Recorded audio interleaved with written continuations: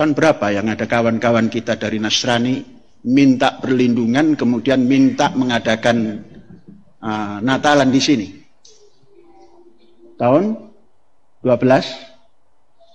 10, ya, kurang lebih tahun 10. Tatkala di Jakarta rawan. 28, 29, Jakarta rawan. Datanglah kawan kita. Bisa enggak kami mengadakan Natalan di Az-Zaitun? Oh, boleh. Mau pakai masjid? Kaget. Oh, enggak, nanti jam 11 kami sudah harus keluar. Ini yang bisa agak lama. Oh, ada tempat. Nanti dulu saya mau ngasih Polres dulu, ngasih tahu Polres. Kami sampaikan pada Polres. Polres datang. Jangan rawan ini. Tuh, bukan yang melarang. Rawan Rawan bagaimana? Jakarta begini. Sudah. Taruhannya Panji Gumilang. Ada jarum jatuh saja yang sifatnya negatif, tangkap Panji Gumilang. Kalau perlu, dari polisi ikut ke sini. Akhirnya terjadi. Berjalan. Saya ikut nyanyi. Kok ikut nyanyi saya katanya? Saya nyanyi tidak harus menjadi Nasrani. Bisa nyanyi Nasrani tapi tidak harus menjadi Nasrani. Anda Natalan di Ma'had Az-Zaitun tidak harus jadi Islam. Inilah hidup bersama namanya. Ketika FPI mau dinyatakan bubar atau tidak punya legal standing itu kan udah bertahun-tahun. Dulu Pak ini mengatakan sudah, pokoknya kalau saya sudah Kapolri saya diberi waktu sekian bulan. Kapolri berikutnya sama. Lalu di mana masalahnya? Gitu. Setiap saya tanya ke Presiden ternyata saling tunjuk nih, ada 7 institusi itu. Saya bilang ke Presiden, saya yang memimpin Pak.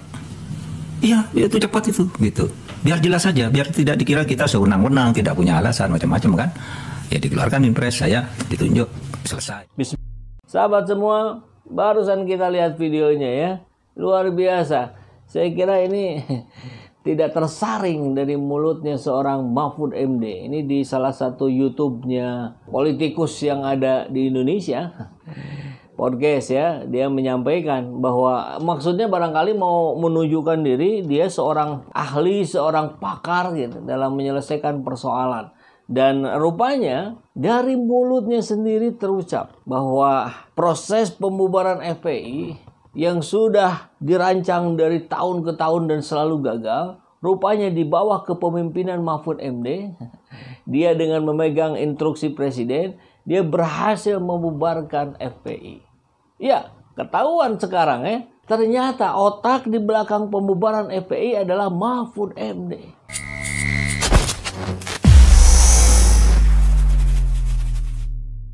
Sebuah fakta lagi yang ada di depan mata kita bahwa FPI begitu mudahnya dibubarkan, HTI begitu mudahnya dibubarkan. Saya bukan HTI, saya bukan FPI, tapi kita melihat perbandingan dengan sangat nyata. Al-Zaitun begitu sulitnya, padahal kejanggalannya sudah luar biasa. Kita tunggu, mudah-mudahan aparat pemerintah mau mendengar suara hati rakyat dan kemudian segera melakukan tindakan yang nyata kepada Al-Zaitun. Pernyataan Mahfud barusan tentang hal itu, hati-hati, ini aktivis Islam harus waspada, harus melakukan langkah-langkah agar mereka tidak masuk karena ada ini. Kemudian ada lawan bicara yang bicara, yaitu Mahfud hari ini. Kenapa? Nggak apa-apa, ini kan negara demokrasi, kenapa harus takut? Kan kurang lebih kan begitu ya. Mahfud versus Mahfud jadinya. Dan ini bukan kali ini saja, kan Mahfud juga sering bicara hal-hal yang tendensius menyerang pihak-pihak penguasa. Misalkan orang yang terlibat di pusat kekuasaan, kurang lebih lah ya redaksinya, malaikatun jadi iblis. Artinya dia tidak bisa keluar dari sebuah lingkaran setan. Dan sekarang Mahfud berada di dalam lingkaran penguasa itu gitu. Sudah beda lagi bicaranya ya. Seharusnya kan seorang sosok seperti profesor ya, Mahfud MD ini betul-betul bisa memahami bahwa demokrasi itu seperti apa. Ya, berarti kan apapun bisa dilakukan dengan alasan demokrasi. Tetapi bukankah demokrasi juga ada batasannya kan? Nah, itu dia. Jangan sampai melanggar etika, norma-norma sosial, apalagi agama kan? Nah itu yang saya ingin ingatkan kepada Mahfud MD. Perkataan ini kan negara demokrasi. Ini seolah-olah terdengar di telinga rakyat. Ini kan liberal, nah gitu. Kalau liberal itu artinya bebas, semua boleh masuk, semua boleh ngapa-ngapain sebebas-bebasnya. Nuansanya terdengar seperti itu. Karena kalau bicara demokrasi, ini kan negara demokrasi. Ingat, ini bukan demokrasi sembarang demokrasi di Indonesia. Indonesia itu khas, dia melakukan modifikasi terhadap definisi demokrasinya sendiri. Di Indonesia demokrasinya adalah demokrasi Pancasila. Demokrasi Pancasila itu tidak ada di negara yang lain, hanya ada di Indonesia. Artinya dia didasarkan pada nilai-nilai keluhuran Pancasila itu sendiri. Dan Pancasila dasar utamanya adalah keberagaman, ketuhanan yang Maha Esa. Didasarkan pada agama-agama yang ada di Indonesia, mayoritasnya Islam.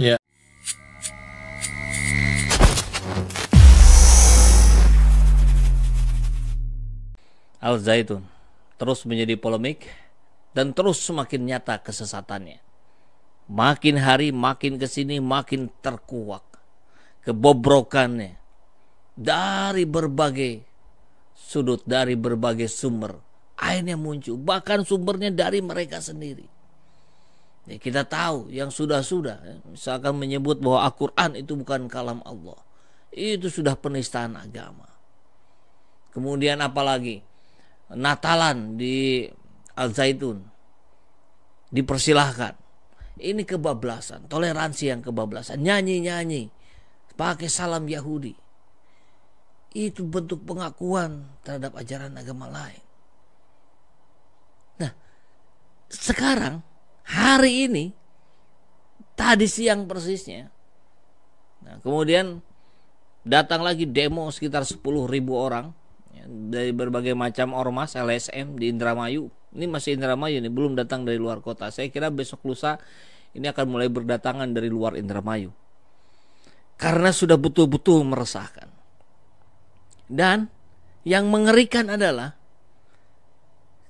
itu yang kedua ya, tadi itu yang kedua. Beberapa hari sebelumnya yang pertama itu mereka nyanyi-nyanyi ala Yahudi di dalam. Nah, rupanya kali ini pun nampaknya sih demikian. Yang jelas ada videonya yang menyebutkan bahwa nanti korlap dari Al-Zaitun di dalam lingkup pesantrennya menyatakan bahwa nyanyi-nyanyi saja. Nanti mereka demo, kita nyanyi-nyanyi saja. Kita kaburkan suaranya. Jangan ada yang teriak Allahu Akbar. Gimana ini?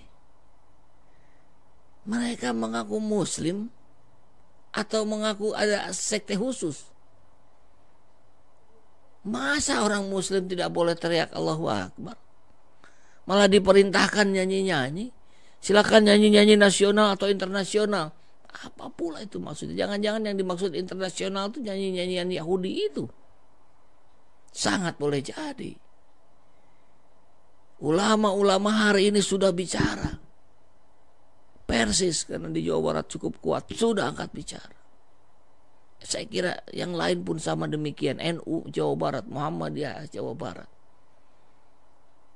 Harus segera diselesaikan. Jangan sampai ini terus dijadikan alat untuk mengalihkan isu dari kondisi Pilpres 2024 yang konon katanya penuh dengan upaya-upaya kecurangan.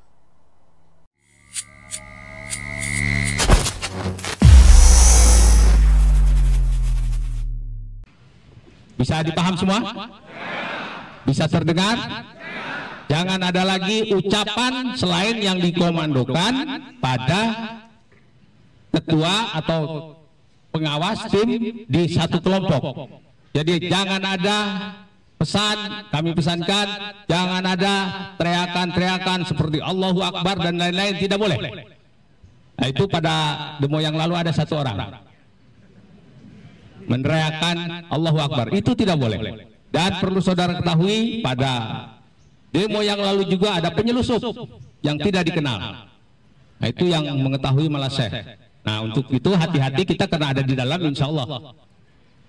tidak ada penyelusup. Jadi kalau nanti ada yang teriak di antara saudara-saudara, entah Allahu Akbar atau apa, ya itulah penyelusupnya. Nanti keamanan yang mengamankan. Jadi tidak boleh bernyanyi untuk melawan suara kalau dia orasi.